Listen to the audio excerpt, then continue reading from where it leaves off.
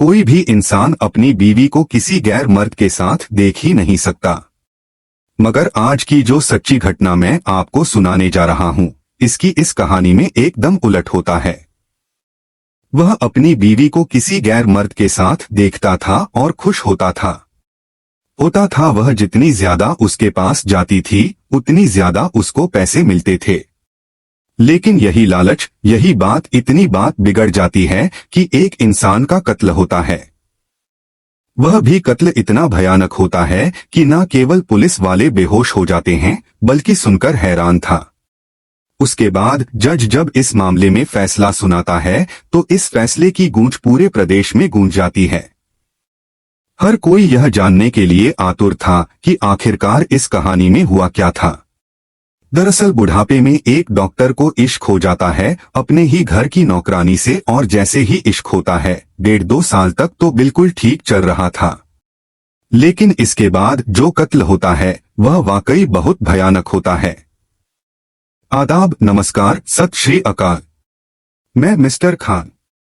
जो सच्ची घटना मैं आपको सुनाने जा रहा हूं, यह सच्ची घटना है मध्य प्रदेश का एक जिला है होशंगाबाद, जिसको नर्मदापुरम के नाम से भी जाना जाता है।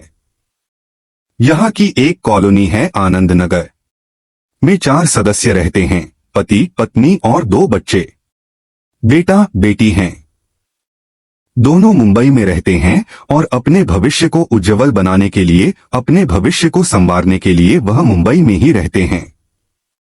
लेकिन घर में पति हैं जो कि पेशे से डॉक्टर हैं और मेडिकल ऑफिसर हैं। जाने माने डॉक्टर होने के बाद इनकी जो बीवी हैं जिनका नाम सुषमा होता है, सुषमा बुटीक का बिजनेस करती हैं। एक फैशन का बिजनेस है इनका। वह अपने पति से कहीं ज्यादा अपने इस एरिया में अपनी पहचान बनाई हुई थी और उनका साथ देती थी एक रेनू नाम की लड़की। सब कुछ जिंदगी में ठीक चल रहा था। साल 2017 की बात है। अचानक से ही सुषमा बीमार हो जाती है। ज्यादा होती हैं। डॉक्टर साहब उनको इलाज कराने के लिए लेकर जाते हैं। साहब ने जब इलाज कराना शुरू किया तो उनको एक इंजेक्शन लगाया गया था। वो इंजेक्शन कुछ ऐसा रिएक्शन करता है, महिला की मौत हो जाती है। बस ये देखते ही इस घर में 4 सदस्य थे। अब 4 में से 3 रह जाते हैं। 3 में से 2 ऐसे होते हैं, बेटा और बेटी, जो मुंबई में अपना करियर बना रहे थे, अपना करियर संवार रहे थे। अब डॉक्टर साहब हैं बिल्कुल अकेले रहते हैं। ऑर्थोपेडिक सर्जन हैं, हड्डी हड्डियों के विशेषज्ञ हैं, अच्छे डॉक्टर हैं। उनका नाम हर कोई जानता है। सब कुछ उनकी जिंदगी में ठीक चल रहा था। लेकिन जो इस बुटीक को संभालने वाली सुषमा की नौकरानी थी रेनू, जिसकी उम्र लगभग 28 साल के आसपास, कई साल से लगातार वो उनकी बुटीक के इस फैशन शो पर, इस पे दुकान पर काम करती थी। वो आके डॉक्टर साहब से कहती है कि डॉक्टर साहब, अगर आपको ऐतराज ना हो, काम को ऐसे ही आगे बढ़ाते चली जाऊं। आपकी वाइफ ने काम संभाल रखा था, मैं उसे करना चाहती हूं। डॉक्टर साहब बड़े दरिया दिल, दयालु प्रवृत्ति के। वो कहते हैं कि कोई दिक्कत नहीं है, अगर तुम इस काम को संभाल सकती हो, ऐतराज नहीं है। दरअसल डॉक्टर साहब की बेटी की जो उम्र है और इस महिला की उम्र जो इनके घर पे नौकर है, इनकी उम्र में कोई ज्यादा अंतर नहीं है। बेहद खूबसूरत ये महिला है और ये महिला इस काम को, बुटीक को बहुत अच्छे से चलाने लगती है। चल रहा था। डॉक्टर साहब बहुत खुश होते हैं कि बीवी भले ही उनकी खत्म हो गई है, मर गई है, लेकिन बीवी के मरने के बाद भी इस नौकरानी ने पूरे काम को सही से चला रखा है, सही से संभाल रखा है। इसी बीच में डॉक्टर साहब को उस महिला से, जो घर की नौकरानी है, जिसकी उम्र 28 साल है, जबकि डॉक्टर साहब की जो उम्र है 55 साल के आसपास होती है, डॉक्टर साहब एक दिन अपने प्यार का इजहार कर ही देते हैं। अभी बीवी को मरे हुए 6 महीने भी नहीं हुए थे और वो जो कहते हैं उसको सुनकर ये महिला हैरान रह जाती है। दरअसल वो कहते हैं कि कई साल से, लगभग सन 2013 से इनके साथ काम कर रही थी। वो कह रहे थे कि मैं तुम्हें पहले से ही देखता था, तुम मुझे बहुत अच्छी लगती थी। उस महिला को काम की तलाश थी, उस महिला की शायद मजबूरी थी, इसलिए वो महिला अपने इस डॉक्टर के साथ नजदीक आने में इसने गुरेज नहीं किया। और नजदीक कुछ इस तरह से आते हैं, धीरे धीरे नजदीक आते आते एक दूसरे के साथ शारीरिक संबंध भी बनाने लगते हैं। इतने करीब आते हैं कि जैसे मियां और बीवी की तरह रहने लगते हैं। वो बुटीक का अपना धंधा चला रही थी। डॉक्टर साहब हॉस्पिटल में जाकर मरीजों का इलाज करते थे, उनकी हड्डियों को ठीक किया करते थे। सब कुछ ठीक चल रहा था, लेकिन एक दिन अचानक ही इस पति होता है नीरू का, वीरू के घर में जब एंट्री होती है तो वो अपनी पत्नी को और इस डॉक्टर साहब को आपत्तिजनक स्थिति में देख लेता है। आपत्तिजनक स्थिति में देखने के बाद वो घर से बाहर निकल आता है। डॉक्टर ने और साथ ही उसकी जो नौकरानी होती है वो घबराए हुए थे, परेशान थे, क्योंकि उनके पति ने लड़की के उसे अपनी आंखों से देख लिया था। और यही सब देखने के बाद वो डर रहे थे कहीं अब ऐसा ना हो कि बवाल खड़ा हो जाए। वो काफी देर तक घर से बाहर रहता है। रहने के बाद जब घर में वापस आता है तो डॉक्टर भी और साथ ही उसकी पत्नी भी दोनों बैठे हुए हैं। पत्नी गिड़गिड़ाती है, माफी मांगती है। तभी वो कहता है कि जो भी मैंने अपनी आंखों से देखा है मैं ये दुनिया को बताऊंगा, और ये दुनिया को बताऊंगा कि जो शहर का जाना माना डॉक्टर है वो आखिरकार एक महिला के साथ, उसकी बीवी के साथ वो क्या कर रहा है। तभी डॉक्टर भी हाथ पैर जोड़कर उसे किसी तरह से समझाता है, कहता है कि जो भी हुआ है इसे खत्म कर देते हैं। आज के बाद भविष्य में कभी ऐसा नहीं होगा। लेकिन जो लड़का वीरू होता है करता है वो भयानक डिमांड होती है।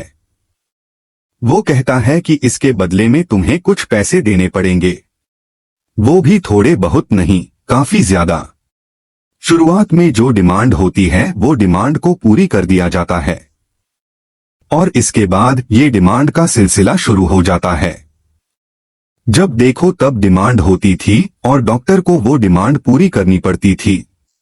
अब डॉक्टर ने भी ये सोच लिया कि जो चल रहा है इसे ऐसे ही चलने दिया जाए। लेकिन जो महिला है उस महिला को इन सब बातों के बारे में कुछ नहीं पता था कि यह सब उसका पति इतने सारे पैसे उससे लेता है। अब महिला को जब भी डॉक्टर बुलाया करता था वह आ जाया करती थी, क्योंकि उसका पति ऐतराज नहीं कर रहा था और यह सब कुछ ऐसे ही सामान्य रूप से चल रहा था। लेकिन धीरे धीरे करके डिमांड जब लगातार बढ़ रही थी, बढ़ते बढ़ते डॉक्टर ने फैसला कर लिया कि मैं अब उससे पैसे नहीं दूंगा। तभी वह उसे ऑफर देता है। उससे कहता है कि तुम चाहो तो मेरे यहाँ पर काम कर सकते हो, मेरे यहाँ पर एक ड्राइवर की जगह खाली है। वीरू तुम मेरे ड्राइवर बनके और तुम्हें यहाँ से पैसे भी मिलते रहेंगे। तुम्हारी पत्नी जो बुटीक पर पैसे कमाती है वह भी सब तुम्हारा हो जाएगा। सब कुछ ऐसे ही सामान्य चलता रहेगा। लेकिन तुम ज्यादा परेशान मत हो। वीरू को यह ऑफर दिया जाता है। वीरू उस ऑफर को स्वीकार कर लेता है और वक्त आगे बढ़ने लगता है। जब मौका लगता था वीरू का, वह डॉक्टर साहब से डिमांड उसकी बढ़ने लगती थी। तभी डॉक्टर साहब ने फैसला किया कि शायद इसका अब अंत समय आ गया है, और यही कारण था 6 की बात है। नहीं 6 नहीं, 4 फरवरी 2019 की बात है। जो वीरू होता है, ड्राइवर होता है, उसकी दाढ़ में दर्द हो रहा था। जब दाढ़ में दर्द हो रहा था तब उसने डॉक्टर साहब से कहा कि डॉक्टर साहब बस मैं थोड़ी देर में अभी आता हूँ। शाम के लगभग 5:30 बजे के आसपास का वक्त रहा होगा। मैं दवा लेकर आता हूँ और दवा लाकर मतलब मैं आ जाऊंगा वापस। मेरे दाढ़ में बहुत ज्यादा दर्द हो रहा है, दांत में दर्द हो रहा है। डॉक्टर साहब कहते हैं कि मैं हड्डी का स्पेशलिस्ट हूँ, दांत भी तो हड्डी ही होती है। तुम टेंशन क्यों लेते हो, मैं तुम्हें ठीक कर दूंगा। उसको एक इंजेक्शन देते हैं और इंजेक्शन देने के बाद वह कुछ ही देर में बेहोश हो जाता है। इस वक्त उसकी पत्नी नहीं थी। यहां सिर्फ 2 ही लोग होते हैं। ड्राइवर होता है, साथ ही डॉक्टर साहब होते हैं।